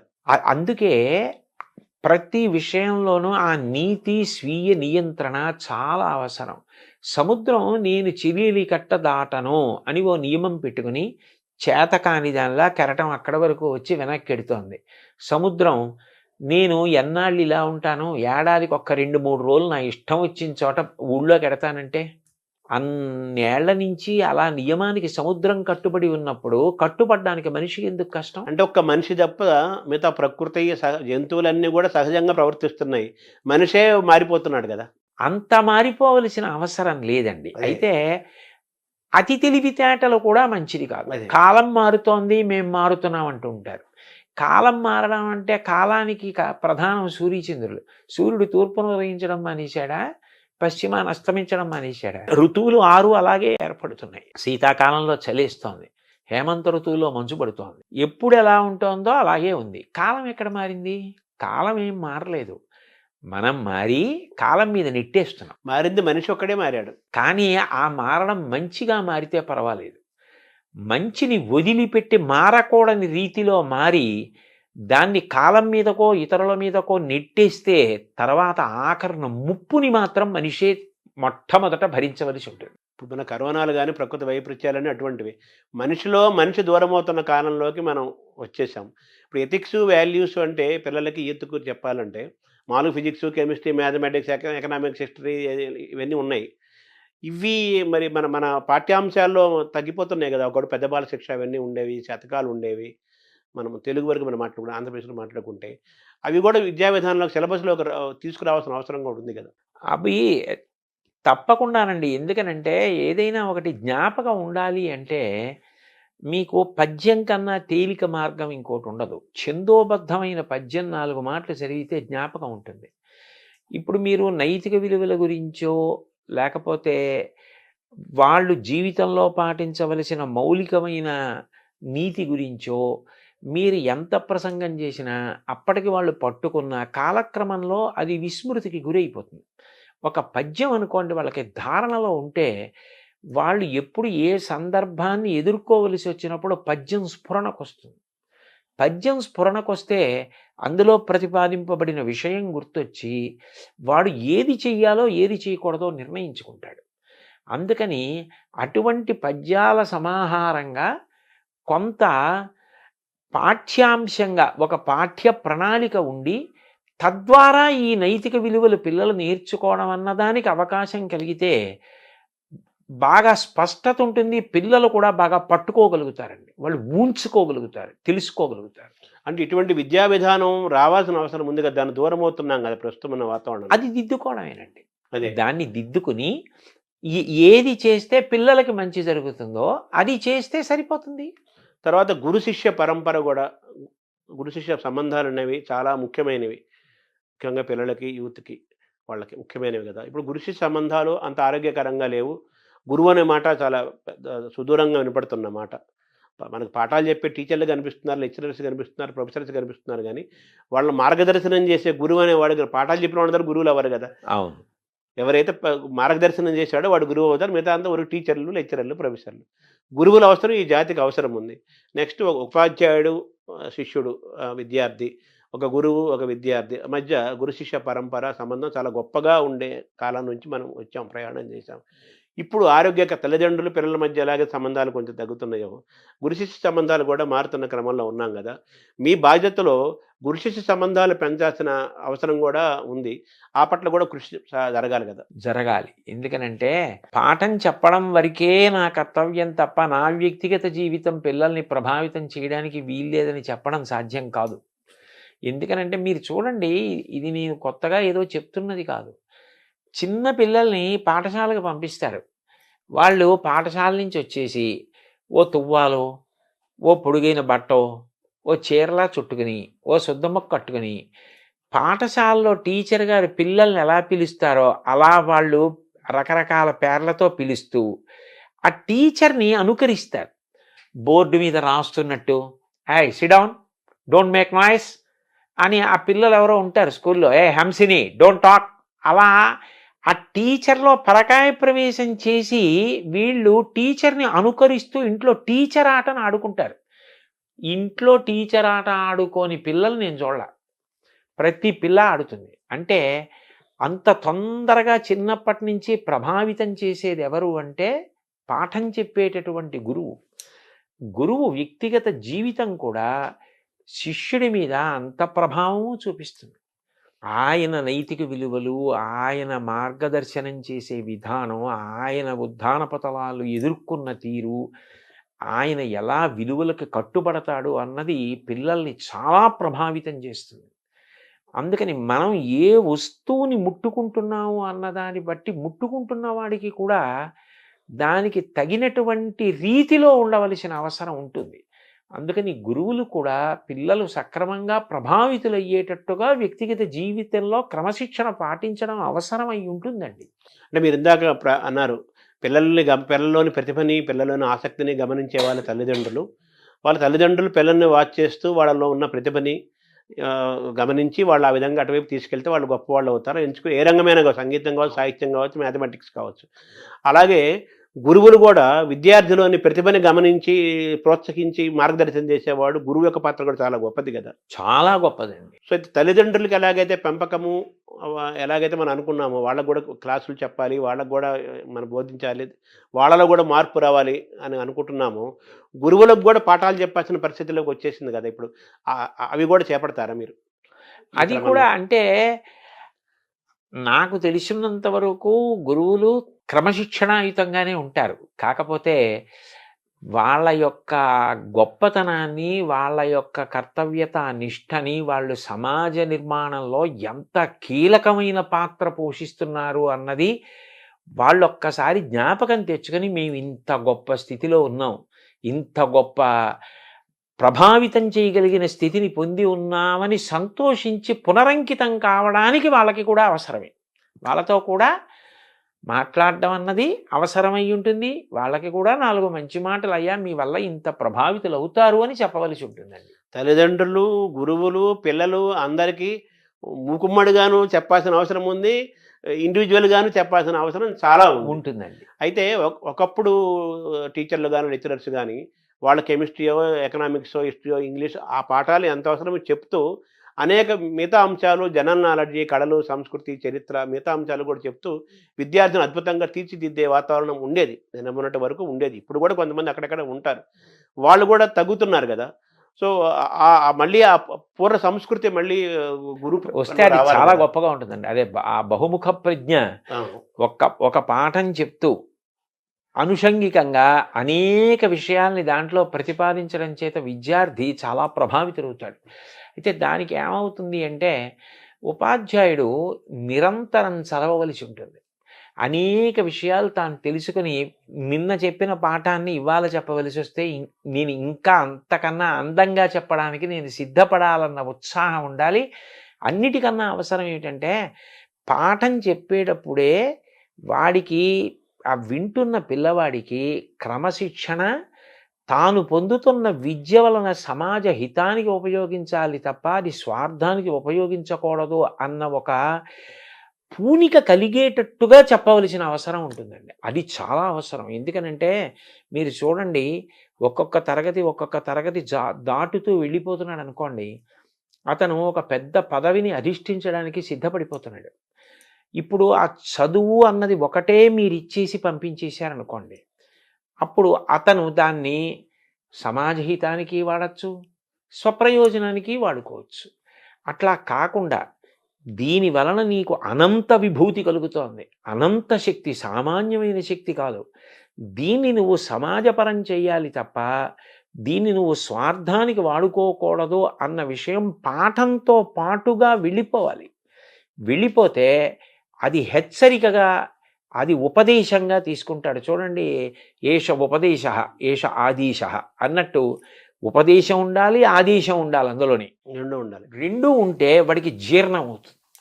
నువ్వు ఇంత గొప్ప వైద్యుడివి అయ్యావు, సమాజ హితం ప్రధానం తప్ప నీవు సంపాదించుకోవడం ప్రధాన ప్రయోజనం కాకూడదు. సంపాదించుకోవద్దని ఎవ్వరనరు, కానీ ప్రధాన ప్రయోజనం కాకూడదు. ఒక ఇంజనీర్కి అంతే, ఒక టీచర్కి అంతే, ఒక ఉద్యోగికి అంతే. ఎంత గొప్ప స్థితికి వెడుతున్నాడో అంతగా సమాజ హితాన్ని చూడడం అలవాటు కావాలి. ఆ కోణం రావాలండి. ఈ ప్రయాణంలో జాతి నిర్మాణంలో, సంస్కృతి యొక్క పరిరక్షణలో, వికాసంలో భాష యొక్క పాత్ర, ప్రభావం దాని చాలా పెద్దది, గొప్పది, ముఖ్యమైనది కదా. ఇప్పుడు మనకు తెలుగు భాష దూరం అవుతుంది. మన విద్యా విధానంలో అంతా ఇంగ్లీష్ మీడియం వస్తుంది, తెలుగు దూరం అవుతుంది. సో తెలుగు భాషని నిలబెట్టుకోవటం, కాపాడుకోవటం చాలా ముఖ్యం కదా. అది కూడా చాలా బాధ్యతాయుతమైన అంశం కదా. దాన్ని ఎలా చూడాలి?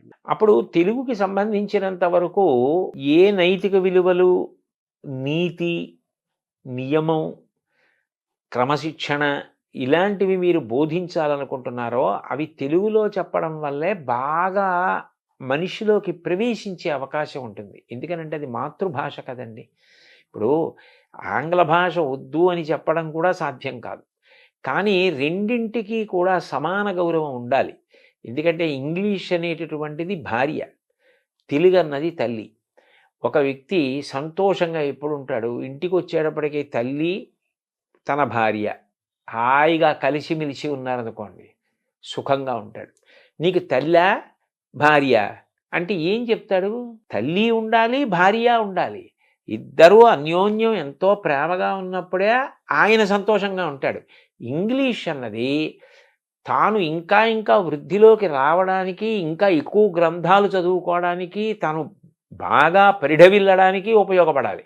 తెలుగు అన్నది మౌలికంగా తను ఎక్కడ పుట్టాడు, ఆ సంస్కృతి ఏమిటి, ఆ సంస్కృతిని నిలబెట్టుకోవడానికి, తను ధరించడానికి, అందులో ఉన్న వాంగ్మయం, దానికి ఉన్న కళలు, వాటిని పోషించుకోవడానికి అది అవసరం. ఒక తెలుగువాడిగా పుట్టినవాడు తెలుగు సంస్కృతిని పోషించుకోవాలి. సంస్కృతి పోయిందనుకోండి, అర్థమే లేదు, మూలమైపోయినట్టు. ఆ సంస్కృతిలో భాష భాగం కాదు, ప్రధానమైన భాగం కాదు. కాబట్టి తెలుగు అనేటటువంటిది ఈ నైతిక విలువల బోధనకి తెలుగులో ఉంటే పిల్లలకి తేలికగా అర్థం అవుతుంది. ఇప్పుడు మీరు ఆంగ్ల భాషలో ఏదో వేమన శతకం చెప్పడం కన్నా, ఆంగ్ల భాషలో సుమతీ శతకం చెప్పడం కన్నా, సుమతీ శతకాన్ని తెలుగులో చెప్పడం ఎంత తేలిగ్గా ఉంటుంది. సుమతీ శతకం తెలుగులో చెప్పు, షేక్స్పియర్ గురించి ఇంగ్లీష్లో చెప్పు, ఎవరు కాదంటే కబీర్ గురించి హిందీలో చెప్పు. అందుకని నీతి, నియమం ఇలాంటివి చెప్పవలసి వచ్చినప్పుడు తెలుగులో చెప్పడమే అందం. అంటే 1వ తరగతి నుంచి ఇంటర్మీడియట్ వరకు సరే ఇంగ్లీష్ అవసరము, సమాజం, ఉద్యోగము అవసరం, ఎవరు కాదంటం లేదు. అదేం కొత్త విషయం ఏం కాదు. ఇంగ్లీష్ తెలుగు వాళ్ళకి కొత్తదేం కాదు. సర్వేపల్లి రాధాకృష్ణను ఆయనకంటే ఎవరున్నారు గురువు? ఆయనకి అంత ఇంగ్లీష్ వచ్చు, తమిళ వచ్చు, చాలా భాషలు వచ్చు కదా. పివి నరసింహరావు ప్రధానమంత్రిగా చేశాడు, ఆయనకి ఎన్ని భాషలు? అవునండి, ఎన్ని భాషలే నేర్చుకోవాలి, కానీ మన తల్లి భాషను కాపాడుకోవాలి. మీరు ఎథిక్స్ అవన్నీ బాగా చేరాలంటే మాతృభాషలన్నీ బాగా చేరతాయి. కాబట్టి కనీసం 1వ తరగతి నుంచి ఇంటర్మీడియట్ వరకు తెలుగు కంపల్సరీగా ఒక సబ్జెక్టుగా ఉండాలి. మీరు అన్నట్టుగా ఎథిక్స్, వాల్యూస్ బాగా చేరాలి అంటే తెలుగు మాతృభాష, ఏ భాష అయితే ఆ భాష, మన తెలుగు కాబట్టి తెలుగు తప్పనిసరిగా ఉండాలి అనేది మీరు చెప్పే అంశం. సో ఆ విధంగా కూడా మీ కృషి చేస్తారు, ప్రభుత్వానికి ఈ విషయాలను తెలియజేసే ప్రయత్నం చేస్తారు. అయితే ఆరోగ్యం కూడా చాలా ఇంపార్టెంట్. మీరు ప్రారంభం అన్నారు ఫిట్నెస్ గురించి, దృఢత్వం.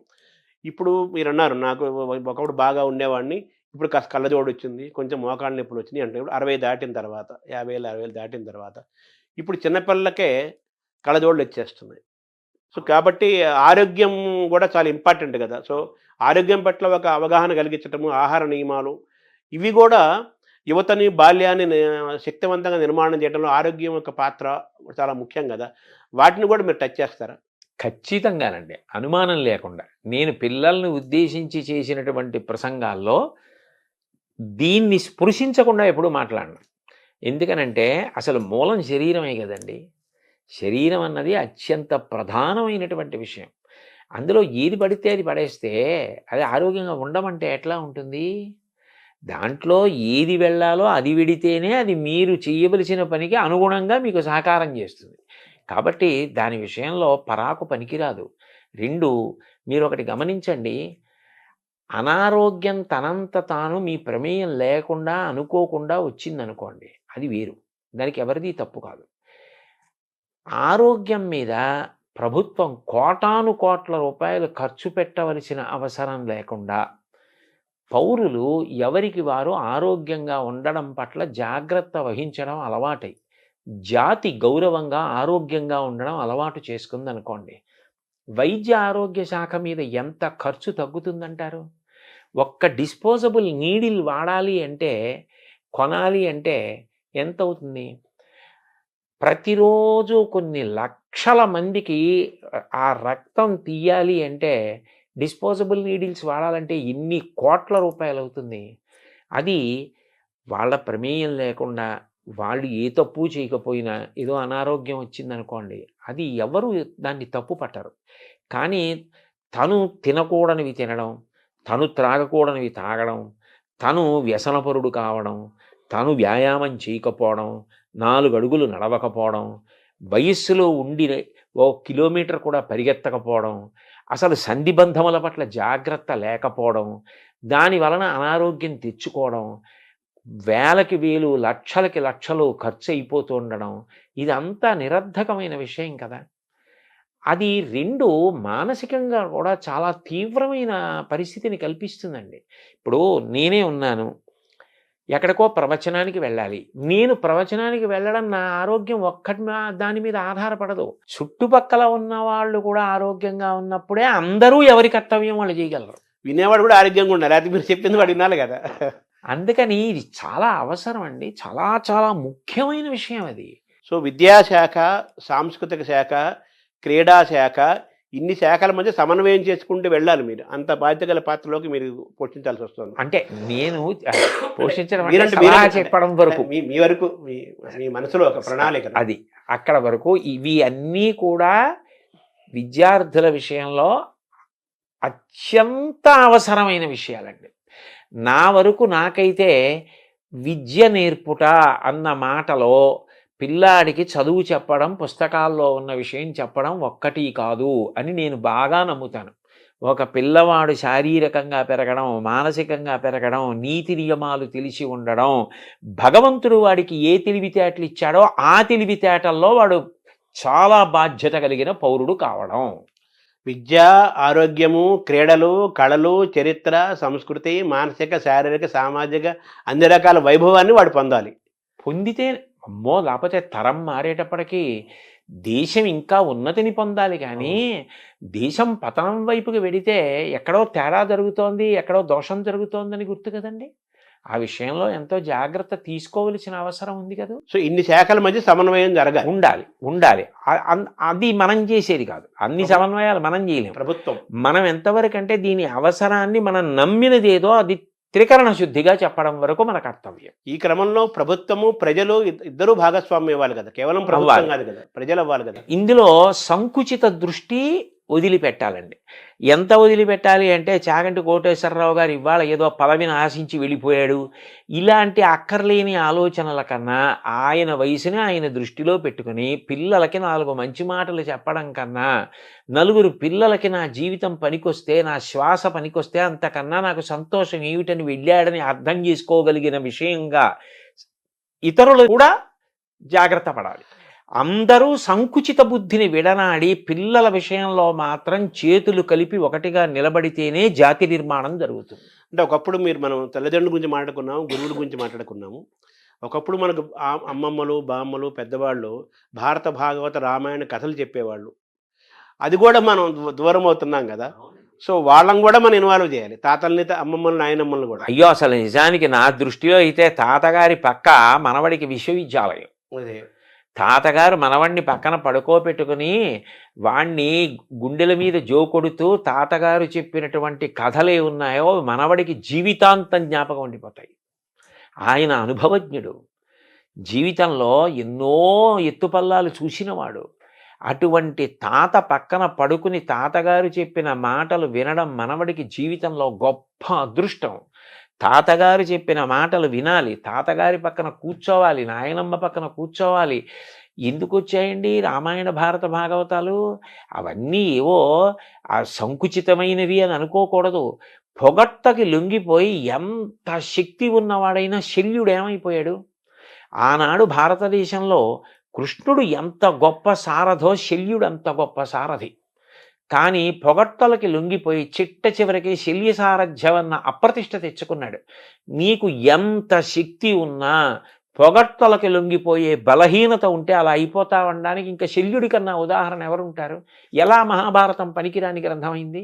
ఏది ఎవరికి ఎంతవరకు అవసరమో అంతవరకు దాన్ని అంత అందంగా చెప్పడంలో కృతకృత్యులం కావాలి. అంతేగాని ప్రతిదాన్ని విమర్శించడంలో, ప్రతిదాన్ని తక్కువ చేయడంలో మనం గొప్పవాళ్ళం అయిపోతామా? అవం. సమస్యకు పరిష్కారం కావాలి కానీ సమస్యను మళ్ళీ మాట్లాడుకోవడం. పిల్లల విషయంలో పిల్లలకి ఏది చెప్పి ఎలా చెప్తే వాళ్ళు వృద్ధిలోకి వస్తారన్నది చాలా ప్రధానం. వాడు నీతి నియమాలు పాటించాలి. వాడు మంచి విద్యార్థిగా తయారైతే తల్లిదండ్రులకి బాసట, అన్నదమ్ములు, అక్క చెల్లెళ్ళు, ఆ వీధిలో ఉన్నవాళ్ళు, ఆ ఊళ్ళో ఉన్నవాళ్ళు, ఆ దేశంలో ఉన్నవాళ్ళు, ప్రపంచం ఎంత సంతోషిస్తుందండి ఒక్క వ్యక్తి అలాంటి వాడు తయారైతే. ఇక అలా కానీ ఒక రాష్ట్రంలో విద్యార్థుల పట్ల కర్తవ్య దీక్షతో నడిపించగలిగితే, ప్రయత్నం చేస్తే నా నమ్మకం ఏంటంటే పిల్లలు వింటారు. అది నా నమ్మకం. సో మీ జీవితాన్ని తరచు చూసుకుంటే నేను ఒక మంచి బాలుడుగా, మంచి యువకుడుగా, మంచి విద్యార్థిగా, మంచి ఉద్యోగుడుగా, మంచి శ్రోతగా, మంచి పాఠకుడుగా, మంచి ఉపన్యాసకుడుగా ఉండటం వల్ల నాకు ఇంత గుర్తింపు వచ్చింది అనే ఒక భావన మీకు కలుగుతుంటుంది. అంటే గుర్తింపు వచ్చింది అన్న భావన కన్నా నేను అనుకునే విషయం ఏమిటంటే, ఋషిప్రోక్తమైన వాంగ్మయానికి కాలదోషం లేదన్నది నిరూపింపబడింది అనిపిస్తూ ఉంటుంది. ఎందుకనంటే నేను చాగంటి కోటేశ్వరరావు గారు అనేటప్పటికీ ఓ పంచి కట్టుకుని, ఓ ఉత్తరీయం వేసుకుని ఏదో రామాయణమో, భారతమో, భాగవతంలో చెప్తున్నటువంటి వ్యక్తి అని లోకంలో ఒక ముద్ర. నేను ఉద్యోగానికి వెళ్ళినప్పుడు ప్యాంటు షర్టు వేసుకునేవాడిని. నేను ప్యాంటు చొక్కాతో ఎప్పుడైనా ఎక్కడైనా కనపడ్డాను అనుకోండి, చాలామంది నన్ను చూసి మిమ్మల్ని గుర్తుపట్టలేకపోయామండి, మీరు ప్యాంటు చొక్కాతో ఉన్నారు ఇవాళ అంటారు. అంటే చాగంటి కోటేశ్వరరావు అంటే ఓ పంచి కట్టుకుంటాడు, రామాయణం చెప్తాడు. అంటే ఇవాళ రామాయణ, భారత, భాగవతాల ద్వారా వాళ్ళు ప్రయోజనం పొందిన కారణం చేతనే నాకు గుర్తింపు వచ్చింది. నేను రామాయణము మానవీయ సంబంధములు అని విశాఖపట్నంలో ప్రవచనం చేశానండి. భార్యాభర్తల యొక్క అనుబంధం గురించి నేను మాట్లాడాను. రామాయణంలో ఎలా ప్రతిపాదించారన్నది చెప్పా. దాన్ని శ్రీ వెంకటేశ్వర భక్తి ఛానల్ ప్రత్యక్ష ప్రసారం చేసింది. ఆ తర్వాత ఎంతమంది విడాకుల కోసమని చెప్పి న్యాయస్థానాల్లో దరఖాస్తులు చేసుకున్న దంపతులు కూడా తిరిగి కలుసుకున్నారు. విడాకులు తీసుకున్న వాళ్ళు కలుసుకున్నారు. ఇది గొప్ప ప్రభావం కదా. అంటే రామాయణానికి కాలదోషం లేదు కదా. అంటే ఆ మాటకి అంత గొప్ప కావ్యాన్ని నిర్మాణం చేశాడు. అది ప్రాతిపదిక ఉంటే కదా అసలు మనం మాట్లాడడం. అది ఎంత బాగా రాశారు, ఎంత గొప్ప విషయాలు అని నాకు ఆనందం కలుగుతుంది. అవి ఈ జన్మలో భగవంతుడు వాటిని ముట్టుకోవడానికి, వాటిని చదువుకోవడానికి, వాటి మీద అంత నమ్మకం కలగడానికి, అంత నమ్మకంతో చెప్పడానికి నాకు ఒక ధృతిని ఇచ్చాడని సంతోషిస్తూ ఉంటానండి. మీరు మీ జీవన విధానం అంతా మీకు తెలిసింది, మీ జీవితం మీకు తెలిసింది. అవును, మీకంటే ఎవరికి ఎక్కువ తెలియదు. అవును. కానీ నేను ఇటువంటి వాతావరణం నుంచి వచ్చిన వాడిని ఈరోజు మంత్రి హోదాతో ఒక పదవి నాకు ఇస్తున్న అనౌన్స్ చేశారు అనగానే రాష్ట్ర ప్రభుత్వం ఏమనిపించింది సార్ ఫస్ట్ వినగానే? అయితే మీరు వేసిన ప్రశ్న చాలా గంభీరమైన ప్రశ్న వేశారు నన్ను. ఇందులో నేను మీతో ఏ అరమరిక లేకుండా ఒక విషయం ప్రస్తావిస్తాను. నాకు ఈ పదవి ఇచ్చినప్పుడు నన్ను మొట్టమొదట అందరూ అడిగింది ఏమిటంటే, మీరు దీన్ని తీసుకుంటున్నారా అని అడిగారు. నేను తీసుకుంటున్నాను అని చెప్పాను. వెంటనే నన్ను అడిగిన ప్రశ్న ఏంటంటే, మరి మీకు గతంలో తిరుమల తిరుపతి దేవస్థానంలో ఇస్తే మీరు ఎందుకు తీసుకోలేదు అని అడిగారు. ఇప్పుడు ఒకటి తీసుకోవడం, ఒకటి తీసుకోకపోవడం అన్నది కేవలం మన వ్యక్తిగత అభిప్రాయం ఒకదాని మీదే ఉండదండి. నేను ఇదే ముఖ్యమంత్రి గారు చంద్రబాబు నాయుడు గారు నాకు ఒకప్పుడు ఇలాగే సలహాదారు పదవి ఇచ్చారు. ఎంతో గౌరవంగా ఇచ్చారు. కానీ నేను అప్పుడు తీసుకోలేదు. కారణం ఏమిటంటే, నేను భారత ఆహార సంస్థలో ఇంకా పదవీ విరమణకి దగ్గరికి వెళ్ళిపోయాను. ఆ సందర్భంలో ఇంకా నాకు ఇప్పుడు మారి ఇంకొక చోటుకి వెళ్ళి మళ్ళీ ఇక్కడ పదవీ విరమణ చేయడానికి కాగితాలు పెట్టుకోవడం ఇవి ఇబ్బంది వచ్చేస్తుందని నేను ఆ సమయంలో వెళ్ళలేదు. వెళ్ళకుండా నేను ఉండిపోయాను. ఆ పదవి నాకు వద్దండి అని చెప్పేశాను. రెండవసారి నాకు జగన్మోహన్ రెడ్డి గారు ముఖ్యమంత్రిగా ఉన్న కాలంలో తిరుమల తిరుపతి దేవస్థానం ధర్మ ప్రచార పరిషత్తుకి సలహాదారుగా ప్రకటించారు.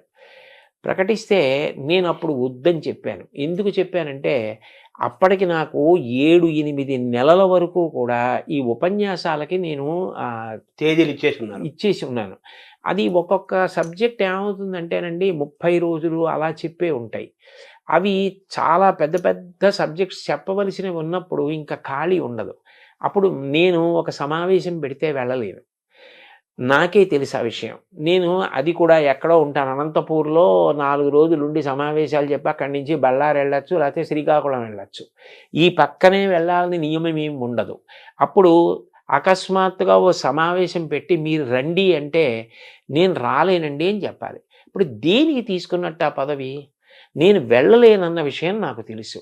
వాళ్ళు నన్ను అడిగింది ఏమిటి? సలహా చెప్పండి ఏదైనా అని అడిగారు. నేను ఏం చెప్పానంటే, దానికి నాకు పదవి వద్దండి. కారణం ఏమంటే, నేను ఇంత ఒత్తిడిలో ఉన్నాను, నేను రాలేను సమావేశాలకి. నా వలన నిజంగా మీకు ఏదైనా సలహా కావాలి అంటే పదవే అక్కర్లేదు, మీరు నాకు ఫోన్ చేసినా నేను చెప్పగలిగింది అయితే చెప్తానండి అని చెప్పా. అట్లాగే నేను చెప్పిన ప్రవచనాలు వెంకటేశ్వర భక్తి ఛానల్ వారు ఎన్నో సంవత్సరాలుగా వేస్తున్నారు. నేను ఎప్పుడు వాళ్ళు ఏది అడిగినా నేను చెప్పినవి వాళ్ళకి ఇచ్చా. నేను ఎవరి దగ్గర పైసా పుచ్చుకోను. అందుకని అప్పుడు ఆ పదవి తీసుకోలేదు. ఇప్పుడు పదవీ విరమణ చేసేసాను. ఇప్పుడు నాకు ఏదో కొన్ని ఉపన్యాసాలు నేను ఒప్పుకున్న ఉన్నాయి. కానీ నేను దీని గురించి ఒక స్పష్టత వచ్చి పిల్లలకి చెప్పడానికి నేను కాలాన్ని ప్రణాళిక చేసుకోవడానికి నాకు అవకాశం ఉన్నటువంటి సమయం. అందుకని ఇది అంగీకరించాను. కానీ యథార్థానికి నాకు ఈ స్థాయి కావాలి, ఆ స్థాయి కావాలని నేను అడగలేదు. బహుశా ఏ ప్రేమ చేతనో లేకపోతే ఈయనకి ఇచ్చిన కర్తవ్య నిర్వహణలో ఇది ఆయనకి సానుకూలం అవుతుంది అన్న ప్రేమ చేతనో వారు అట్లా ప్రకటించారు. దాన్ని నేను కూడా అంతే సహృదయంతో స్వీకరించా. కానీ నా ప్రధానమైన ఉద్దేశ్యం మాత్రం ఒక్కటే. నేను పిల్లలకి ఉపయోగపడగలిగిన 4 మంచి మాటలు పిల్లలకి చెప్పగలిగిన నా వల్ల ఒక్క పిల్లవాడు తన మార్గాన్ని మార్చుకుని చెడు వైపుకు వెడుతున్న పిల్లవాడు ఇది చెడు వద్దు అని మారగలిగిన నేను ఈ దేశానికి గొప్ప సేవ చేసినట్లు భావిస్తా. ఎందుకనంటే మీరు ఆలోచించండి, ఒక్క పిల్లవాడు గాడి తప్పి ఒక తప్పు వైపుకు వెళ్ళిపోతే వాడు రేపొద్దున్న ఎంత పెద్ద నేరస్తుడవుతాడో, ఎంత ప్రమాదకరమైన వ్యక్తి అవుతాడో, వాడి వల్ల దేశానికే ఎంత అప్రతిష్ట వస్తుందో. నేను చెప్పిన మాటలు ఒక్క పిల్లాడినటువంటి మార్గం నుంచి తప్పించగలిగాయి అనుకోండి. మా అమ్మ 9 నెలలు కష్టపడి కని ప్రసవ వేదన పొంది నన్ను ప్రసవించినందుకు నా జన్మకి సార్థక్యం. ఒకటి మాత్రం నేను మనసు విప్పి త్రికరణ శుద్ధిగా చెప్తున్నాను శర్మగారు మీకు, నేను బ్రతికినంత కాలం బ్రతకను. ఎందుకనంటే 65 ఏళ్ళు వచ్చాయి. ఇంకో 65 ఏళ్ళు మాత్రం ఒక్కనాటికి బ్రతకను. నాకు ఎంతో ఓపిక ఉండే కాలం మహా అయితే ఇంకొక 6 ఏళ్ళు 7 ఏళ్ళు. ఆ తర్వాత శరీరం శిథిలం అవడం అనేది సహజంగా ఉంటుంది. ఇంత ఓపిక కూడా ఉండదు. ఇంతకాలం నయా పైసా ఆశించకుండా ఆధ్యాత్మిక ప్రవచనాలు చేశా.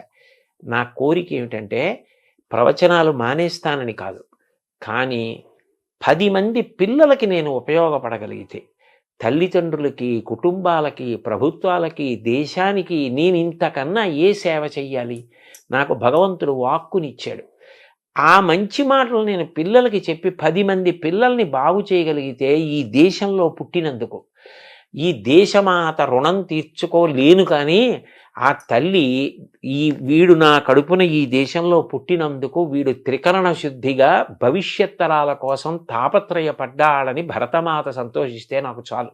అదే 10,000. అదే 10,000. దాని కొరకు అంగీకరించాను కానండి. నిజానికి ఇతర విషయాలు వాళ్ళు ప్రేమతోటి గౌరవంతో ఇది బహుశా ఈయనకి ఉపయోగపడుతుందని కల్పించిన స్థానం అని నేను అనుకుంటున్నాను. దానివల్ల మీకు సహజంగా తీసుకున్నారు తప్ప నేను ఎవ్వరిని ఇది ఇవ్వండి అని ఎప్పుడు అడగలేదండి. అది కూడా కేంద్ర మంత్రి కేబినెట్ హోదా అన్నా కదా సహజంగా తీసుకున్నారు కానీ దానికే మీరు అది వస్తుందని ఇది తీసుకోలేదు. ఇది చెయ్యాలి కాబట్టి ఒప్పుకున్నానంతే. వాళ్ళు ఏదో ఏర్పరిచారని. అయితే మీ కార్యక్షేత్రము ఎలా ఉంటుంది? తర్వాత మీ ఏ స్వేచ్ఛతో మీరు ప్రవచనాలు చెప్పటము, గో సంరక్షణ ఏం నడుస్తూనే ఉంటాయి? అయ్యో అది ఇప్పుడు అకస్మాత్తుగా పూజ పూర్తయితే అక్షతలు నీళ్లు వదిలేసినట్టు వదిలేసేది కాదు కదండి. అది నా సప్తధాతువుల్లో జీర్ణం అయిపోయిన విషయం. అవును. అది నాకు ఎంతో సంతోషకరం. అది నేను వదిలిపెట్టేయలేను. నేను ఎప్పుడూ భగవంతుణ్ణి ప్రార్థన చేసేది కూడా ఒకటే. నేను ఒక ప్రవచనం చేసేటప్పుడు నా దృష్టి అన్య విషయాల వైపుకి వెళ్ళదు. ఎప్పుడైనా పూజ చేసేటప్పుడు వెళ్ళొచ్చేమో, జపం చేసుకునేటప్పుడు వెళ్ళొచ్చేమో, ప్రవచనం చేసేటప్పుడు కుదరదు. ప్రవచనం చేసేటప్పుడు దాని మీదే ఉంటుంది దృష్టి. అంటే ప్రవచనం చేసేటప్పుడు నేను వెళ్ళిపోగలిగితే భగవంతుని వైపే దృష్టి పెట్టి వెళ్ళిపోతానని నాకు ఒక పెద్ద ఆశ. అలాంటిది నేను ప్రవచనాలు వదిలేస్తానని ఎలా అనుకుంటాం? వదలలేను. కానీ నేననేది ఏంటంటే ప్రవచనానికి విద్యార్థులకి సంబంధం లేదని అనుకోకూడదు. నేను మొన్న విశాఖపట్నంలో ప్రవచనానికి వెళుతుంటే బోలెంతమంది పిల్లలు ఉన్నారు. నేను ఎందుకో వచ్చారు లా ఉందనుకుని సభలోకి వెళ్ళిపోయారు. రెండో రోజు కూడా సభలోకి వెళుతుంటే పిల్లలు అందరూ ఉన్నారు. నేను అందులో ఒక అమ్మాయిని పిలిచి అడిగా, అమ్మాయి ఏమి నువ్వు వచ్చావు అని అడిగాను. అడిగితే ఆ పిల్లంది, మాకు ఇది ఆధ్యాత్మిక ప్రవచనంలా అనిపించదండి, మాకు ఇందులో మేము పాటించవలసిన విషయాలు అనేకం అర్థమవుతున్నాయి. రాటు పోటు తట్టుకుని నిలబడ్డం అంటే ఏమిటి అన్నది మేము రాముడి గురించి మీరు చెప్తున్నప్పుడు వింటున్నాం. ఏ వయసు అమ్మాయి తరపున? ఆ అమ్మాయి ఆ పక్కనే గాయత్రి ఇంజనీరింగ్ కాలేజ్ అందులో చదువుకుంటున్నటువంటి పిల్ల. అంటే ప్రవచనంలోనే అంతర్భాగంగా వాళ్ళు ఏరుకోగలుగుతున్నారు.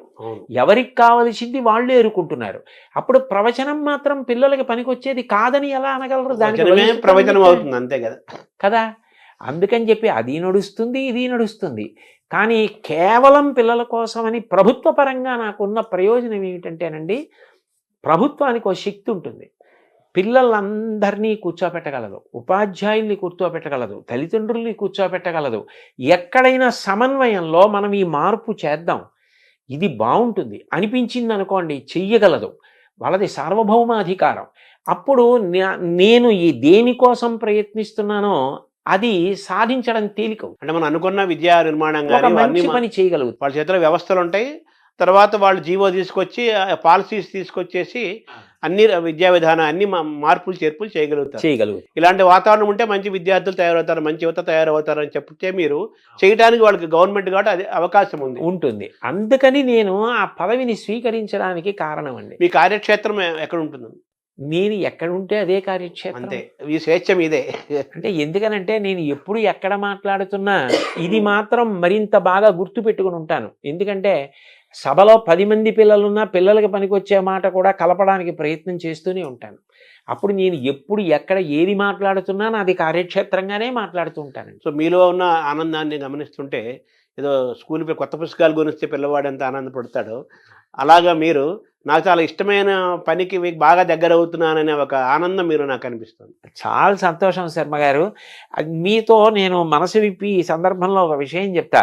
సాధారణంగా ప్రవచనాలకు పిలిచేవాళ్ళు ఏదో రామాయణం చెప్పండి, భారతం చెప్పండి, భాగవతం చెప్తానంటారు. నేను అంత సంతోషంగా చెప్తా. కానీ పిల్లలకి చెప్పడానికి అన్న కోరిక తీరాలని నేను పదవీ విరమణ చేసేసిన తర్వాత ధర్మవర్ధిని అని ఒక సంస్థని పెట్టి నేను ₹1,00,000 ఇచ్చాను ఆ సంస్థకి. ఇచ్చే ఆ సంస్థ పని ఏమిటంటే పిల్లలను ఉద్దేశించి మాట్లాడడం. దానికోసం ఒక పుస్తకం కూడా తయారు చేసి శ్రీకాకుళంలో డాక్టర్ హర్షవల్లి గారని నాకు సోదరీ సమానురాలు, ఆవిడ దగ్గర ఆ పుస్తకాన్ని ఆవిష్కరించి పిల్లలకు ఉచితంగా ఇచ్చి వాళ్ళకి శిక్షణా తరగతులు నడిపాం. అంటే ఇవాళ ఇందులోకి వెడుతున్నాననే కాదు, పదవీ విరమణ 2018లో చేసినప్పటి నుంచి నాకు ఈ ఆధ్యాత్మిక ప్రవచనంతో పాటు పిల్లలకి ఏదో చెయ్యాలి, పిల్లలకి మంచి చెప్పాలని ఏదో తాపత్రయం అండి. అందుకని ఇప్పుడు అది నాకు మరింత తేలిక కదూ, అందుకని సంతోషంగా అంగీకరించాను. మీలో సందేశం దిగునీకృతమైంది. ఆ సంతోషం మీకు కనపడడం నాకు మరీ సంతోషం. నాకు కనిపించింది అది. చాలా సంతోషం. పిల్లగాడికి కొత్త పుస్తకాలు కొంటే ఆ వాసన పుస్తకాలు ఇష్టం. అలాగే మీరు పిల్లలకి ఇంకా దగ్గర అవుతున్నాం. అవునండి, హాయిగా మనం స్వేచ్ఛగా చేస్తున్నాం. అవును. ఆధ్యాత్మిక ప్రవచనాలు ఎలాగో ఉంటాయి. మన మనసులో గోరక్షణ, పిల్లల్ని తయారు చేయడం మీకు బాగా ఇష్టమైన అంశాలు ఈ రెండు. అవునండి, ఈ రెండు సాగుతాయి. అవును. మిమ్మల్ని సద్వినియోగం చేయాల్సిన అవసరం అందరికీ ఉంది. మిమ్మల్ని ఎంత సద్వినియోగం చేసుకుంటే అంత మంచిది. అంతే అంతే అంతే. కదా. నమస్కారం సార్. చాలా సంతోషం శర్మ గారు.